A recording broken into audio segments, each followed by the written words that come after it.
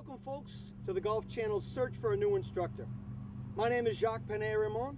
I'm a PGA Master Professional at the Vision Quest Golf Academy here at the River Club in sunny Bradenton, Florida. Today it's about 120 degrees out here.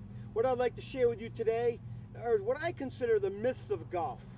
As a PGA professional, it's our job to make sure that you, as a recreational player or the tour player, understands exactly what it is we're trying to convey to you. And terminology or words can be completely misunderstood. 3 myths in golf. Number 1, have you ever heard to keep your head down? I see a lot of people topping balls, and the first thing they tell me is, I lifted my head. Well, I'm going to tell you, I've never seen somebody swing like this. That really would be lifting your head. Now, I've often seen people do something like this and pull their spine up or out of position, and yes, the head is attached to the spine.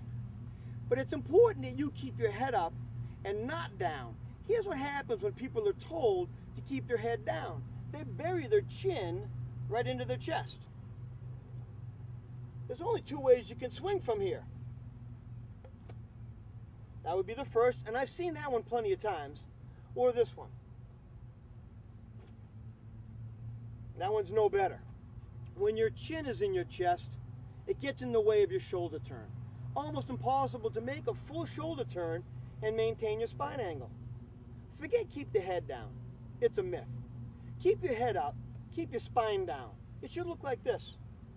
Your head is up, your spine is angled. This will allow you the opportunity to fully rotate your shoulders under your head while keeping your distance from the golf ball. If your distance from the head to the ball changes, you're giving yourself a much more difficult time to have solid contact on the sweet spot. Keep your head up, keep your spine down. Much better terminology. How about this one? Bend your knees.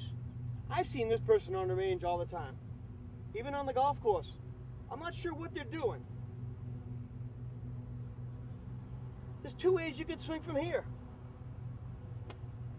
That's what I call the tiny dancer. But the other way, that second one, there's no body movement through the ball. You just can't have any when you have that much knee flex maintained through the swing. And it's very difficult to maintain that much knee flex during the swing. Forget about bending the knees. Let's think about getting into an athletic position. Just slight flex in the knees. We want to set our head a distance from the golf ball and maintain that. The best way to do that is have just a slight flex in the knees. It's easy to maintain. If you notice when I do this, I'm going to tilt forward and then flex the knees. My head doesn't drop. When my head starts to drop, I got too much knee flex. If I have too much knee flex, it's very easy to spring up and out of that position from address. When you spring up out of that position, you're going to need to make a compensation to get back down to that golf ball. Folks, the golf swing is tough enough as it is. We want to eliminate the compensations, maintain our distance from the ball. Slight flex in the knees, an athletic position. That's enough. How about keep your left arm straight? This is a common flaw. 2 reasons for this. Number 1, for a lot of people, left arm just never gets straight. But this is my arm. If you notice it, there's a little kink in here. If I extend it, it's a little straighter, but it's still kinked. If I extend my arm, watch what happens in my shoulder. In my arm, it disconnects from my body. My lat will stretch out, strengthen out, and I'm going to get this disconnection. I don't want to be up here stretching to get a straight left arm. If your arm is built with a kink down and up like mine is, it'll never be really straight.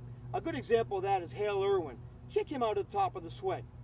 If your arm is a hyperextended elbow, where your elbow actually goes up and down, and a lot of women have that, a lot of flexible people have that, that's much more common for having a really straight arm at the top of the swing. But more importantly than trying to straighten your arm, it's get a shoulder turn. If you don't turn your shoulders, your arm is going to fold. You need to get that turn so you can maintain an extended arm, not straight, and connected. The last one about straighten your arm. If you have this club too high up in your palm, you just won't have any wrist hinge. And at the top of the swing, when you go back, the only way you can get wrist hinge now is to cock your elbow. I'd recommend getting a good golf grip with your left hand or your top hand, your gloved hand. Get a good golf grip that allows you to hinge the club fully so you can maintain an extended arm. If you don't have that wrist hinge, you'll try to get it somewhere else. Now I'm going to put those three together and show you a golf shot over here. Let's go over and take a shot. We're going to keep our head up and keep our spine down. We're going to slightly flex the knees to get into an athletic position. Then we're going to keep our arm extended as it is at address.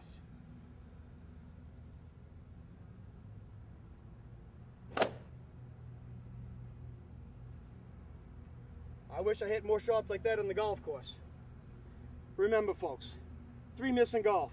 Keep your head down, keep your left arm straight, bend your knees. Throw them out. Make sure you understand what your instructor is telling you before you jump in. For the Golf Channel, I'm Jacques Panaye-Ramon. Have a great day.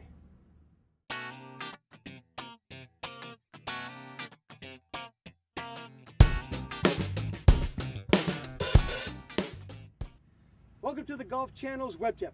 I'm Jacques Panaye-Ramon, a PGA Master Professional here at the Vision Quest Golf Academy in sunny Bradenton, Florida.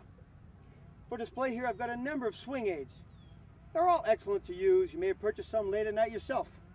What I want to talk to today is about practicing efficiently or practicing like a tour professional. Let me show you what I mean. Over here, I've got a station set up with clubs on the ground. Everybody has clubs. Use them efficiently. Set one down, aim it directly at your target. Place 2 clubs parallel to it. Now you've got yourself an aiming station. Before you hit any shots, wouldn't you want to be aimed correctly? Set your club in there, check your feet, the distance from the shaft on the ground. Now you're ready to go. Remember, if you want to play more like a tour professional, practice more like a tour professional. Put an aiming station on the ground. You'll know where you're going. You'll make better compensations. For the Golf Channel's Web Tip, I'm Jacques Panaye-Ramon.